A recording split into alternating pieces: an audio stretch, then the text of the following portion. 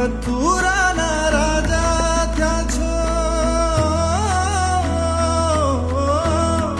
ગોવાળોને ભૂલી ગયા છો, માનીતીને મહેલે ગયા છો. હે ઓધાજી રે મારા વાલાને વઢીને કહેજો રે, માને તો મનાવી લે.